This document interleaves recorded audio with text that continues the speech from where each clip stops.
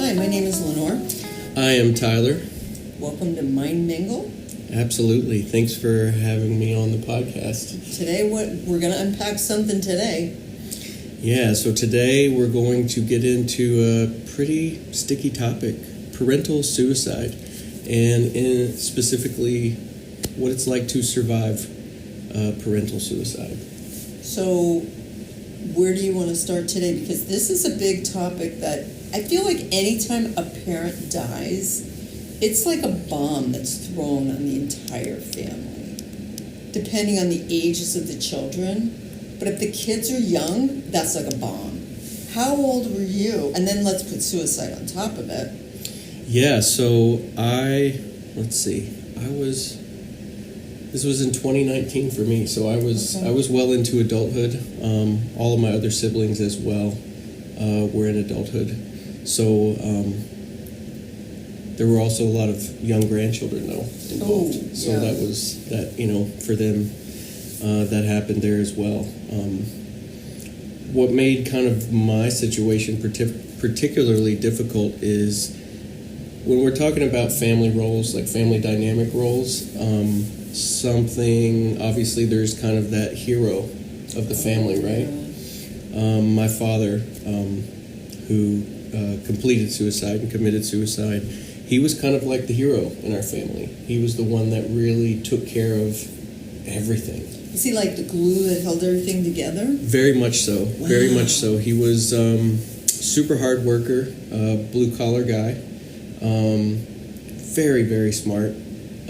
But if something in our lives were falling apart emotionally or tangibly, he would be the guy that would always kind of come running.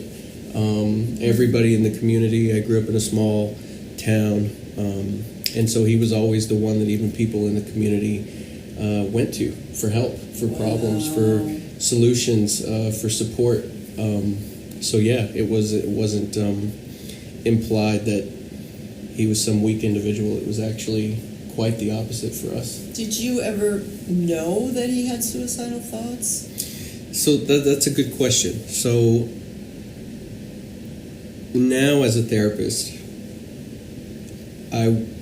even with education, I would like to think that there had to be some kind of warning sign. There had to be some kind of warning signs that something could progress to this. And I definitely think that him being 66 years old, 67, when this happened, he definitely, Southern guy with the mentality that mental health doesn't exist past just, pulling up your bootstraps and you just kind of dive in, and if life's hard, you just figure it out. And unfortunately, that's not always the case.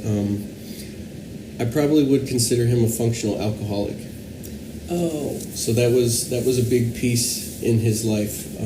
But when I say functional alcoholic, I don't necessarily mean that's something that you could always see unless you were living with him every day. That's true. They're good at hiding it. Yeah. Held down a job. Was always there for us as kids. Always showed up to every baseball game. Was never stumbling around drunk. Was never causing a scene. None of that. So we just, kind of, obviously that was a big part of our distress growing up, was that way that he was coping with a lot of emotional distress, for sure. Oh, wow. Did you see that at home? Did you see him drinking a lot, or? So that's the other part that's kind of tricky too. We definitely saw it a lot, but kind of the culture that I grew up in, the Southern culture, especially around blue-collar workers, is, you go and grab a few six-packs every day after work. Drinking, and specifically drinking like really cheap beer, is very kind of ingrained in the culture. So, of course, we all could see that things were in excess, but when someone is not really demonstrating like they're necessarily lacking on their familial responsibilities. Right. They're not making money. They're not getting fired from jobs. Right. There's not a whole lot of ammunition, I think, as a family where we could present that to him and say, hey, your drinking is out of control. Why?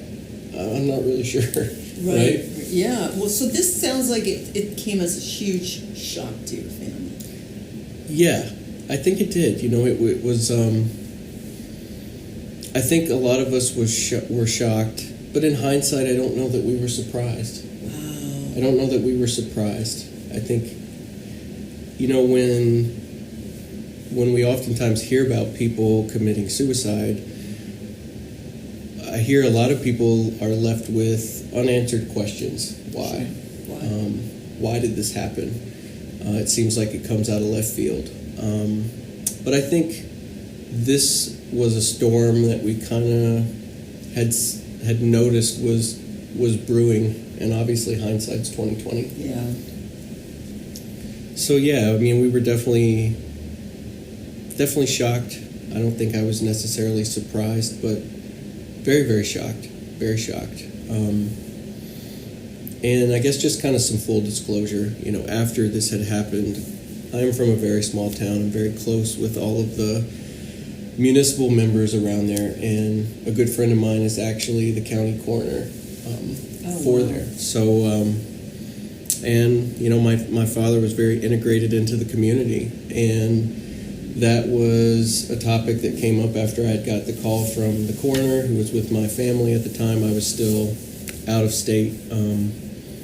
Obviously, he was in so much distress because my dad actually had just had coffee at the funeral home that morning where the coroner works, and that was part of his daily routine. So a lot of people were shocked. But the one thing the coroner said to me, he said, Tyler, this is just so unbelievable for me. He said, would you mind if I take some alcohol and toxicology just to find some kind of answers or reasons? Right, yeah. So I was kind of grateful that he did that, because his blood and alcohol urine test came back and he was about 4 or 5 times the legal limit of alcohol. And kind of just shows you that alcohol can certainly play a big factor in what people presume as decision making. Yeah, that's for sure. Not in a great way. Yeah, not in a great way. I think that's the thing I definitely got from a lot of people after this, because people try to be as supportive as they can. And it all comes from a good place, but not always a good place. So of course I was met from, oh my gosh, I just saw him at the hardware store. Oh my gosh, like he just came and had coffee this morning and he seemed like he was in such great spirits. Now he's gone. And now he's just gone.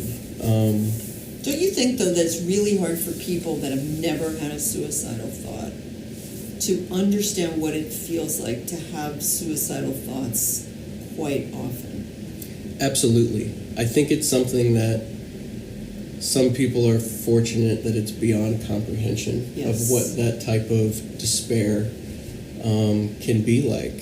And I think, it's so easy to look at, if we think about the process of suicide, suicide requires some type of action on the person to end their life. So the fact that someone could be cognizant of following through with an action to end their life seems like, oh, well, this must have been a choice, or this must have been a decision. But I personally, through this journey, have kind of learned that I don't necessarily believe that's the case. I think that, at least from my experience, I think that our mind can sometimes lock us in this fight for survival, this fight to get away from our thoughts, and those emotions are not being rational. I just have to escape pain.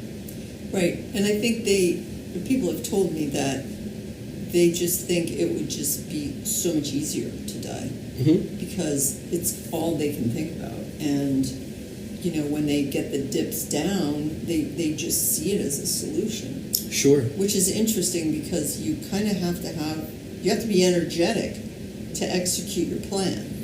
Absolutely. You have to be motivated, rather, to execute your plan. Absolutely, and I think that many people likely ruminate on how this will play out for them in terms of how they may follow through with the action, how they might follow through with the plan. And I do think that some people, especially perhaps if drugs and alcohol are involved, the spontaneity of suicide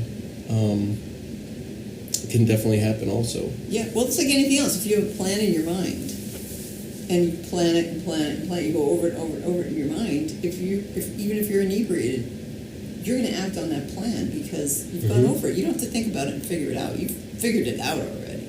Absolutely. Something that was kind of close to our family is, I guess my mom and my dad had a little bit of an argument right before this had happened, and it wasn't anything I don't think that would have been out of the ordinary. It probably would have just been more of a perfect storm, especially with the inebriation from alcohol. But my mom remembers sort of my father's last words to her was, this will just be quick and easy, and this will be easy for everyone. Oh, wow. And so his mindset had already kind of gotten locked into, I think he even said something along the lines of, this will just be like a car accident. People will get over it.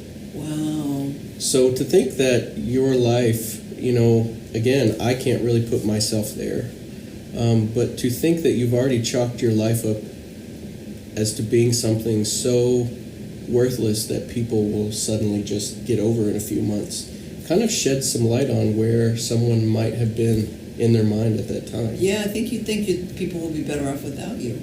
Yeah. You're such a burden to everyone. Right. I won't burden them. I won't, they won't have to constantly deal with me and my problems. And, I guess I think it was Robin Williams that had the saying that suicide is, which is very ironic, but I think he said suicide is a permanent solution to a temporary problem. And something that, again, if you're a clinician listening to this, sometimes, as a clinician myself, the perspective that this experience kind of gave me is understanding that my dad actually didn't really, maybe he escaped what he was going through, but those problems and those emotions that he was carrying really just got transformed, and now we kind of carry that weight. Oh, wow, that's interesting. So that's something I don't think that, obviously, again, we're not thinking with logic. If we're not thinking with logic, we're not thinking with reasoning when, ideation or thinking of committing suicide kind of creeps in. We don't think logically, and we're not reasoning. We're looking to remove the pain as quickly and efficiently as possible. I read once as I kind of started my healing process, they polled, I think it was like several hundred people who had attempted suicide and survived it. And almost every single one of them kind of had the same narrative where they didn't want to die. They just didn't want to feel this pain. They didn't want to feel that pain. They just didn't want to feel the pain. And many of them said that the moment of clarity came back to them, almost rushed back to them like within seconds after they had followed through with whatever their plan was. Oh, wow. Was thinking, they kind of got snapped back to reality very quickly and said, oh my gosh, what have I done? I don't want to die. Well, that makes sense from a biological standpoint. Your adrenaline would be at its highest point at that point. Sure. And so that's definitely going to give you a moment of clarity. It's going to help your brain functioning. For sure. Right? Absolutely. Absolutely. Wow. Yeah.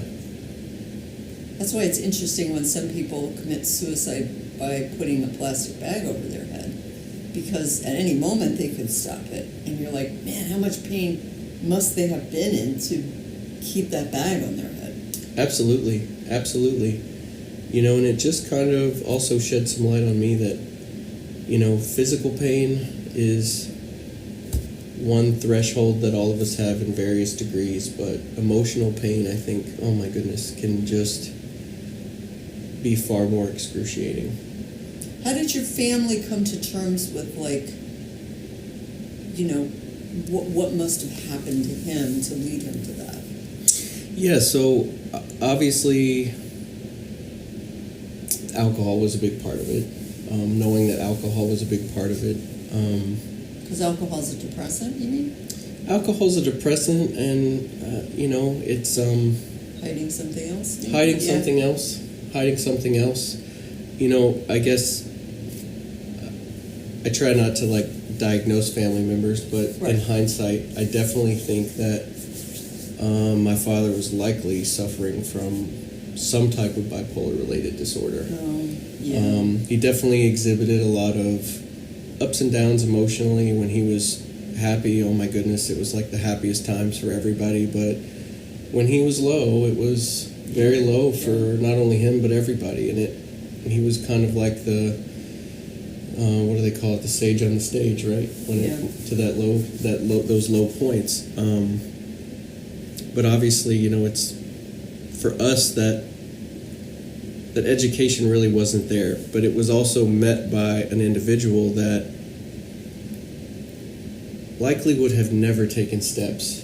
And that's such a tricky thing to say, and it feels so strange for me to even say that, because I don't want to imply that some people just can't be helped. That's not what I'm trying to say. You mean some people wouldn't seek it? Is that what you mean? Some people wouldn't seek it, even if you drug them Yeah. to the doorstep Yeah. and said, all you got to do is walk through the door. Yeah. And there's still that component of resistance, or that component of avoidance, maybe. Yeah, for sure. I think in this country we should swing to the other side, and if you have a family member that you're worried about, I think there should be a mandatory commitment of 3 to 5 days or something so that they could be forced to be evaluated. Absolutely. I understand why we don't do it, but... Well, and I don't know how it is in all the other states. Something that's kind of new for me is seeing how some individuals who are on Medicare, after they get to be 65, they have to go in once a year for a routine medical evaluation. But I don't think mental health is a part of that. I would say no. I don't think that actually Medicare, I don't think covers. Oh, they do ask you if you're safe at home. They ask you if you're depressed. Right. It's like a very low-level depression screening. Yeah. Yeah. Exactly. But that's not what we're talking about. No. And truthfully, and again, this is all just from my perspective. Anyone out there that's listening that has kind of experienced something similar, you're completely entitled to your own experience. This is not just saying this is how it is all across the board, but I think for me, something that being vocal about these types of things early on, almost very proactively, right? Normalizing that it's okay to have these feelings and to be able to talk about things. I kind of imagine us as human beings sometimes like a pressure cooker. Those old school pressure cookers that have the little thing that simmers on top. And communication, I think, really represents the thing that kind of simmers on top. It's something that keeps the pressure lower, maybe more maintainable at times. Yeah. So conversation, I think, is where it should start, right? By the time I think someone gets to the point of actually making plans, sometimes communication is just not there, and communication at that point may not be enough. Yeah. How did your family, tell me about the aftermath of this suicide. Oh my goodness. So I would honestly, really no good way of saying it. It absolutely destroyed our family for a couple years. Yeah. A couple years. It was almost like, best analogy is kind of like, for those of you who have seen the TV show Stranger Things, there's a world in Stranger Things that looks exactly like the world they live in, but it kind of looks like a nightmare. Oh, wow. So I see everything that's familiar to me, but everything just feels very wrong. Yeah. And that's kind of how that felt all around. Wow. I see my parents' home, and I'm in it after the fact. I'm visiting with my mom, and it's a home that I recognize, but it just feels wrong. Oh, wow. And I think a lot of our relationships felt that way too. my father being kind of like the hero of the family, taking care of everything.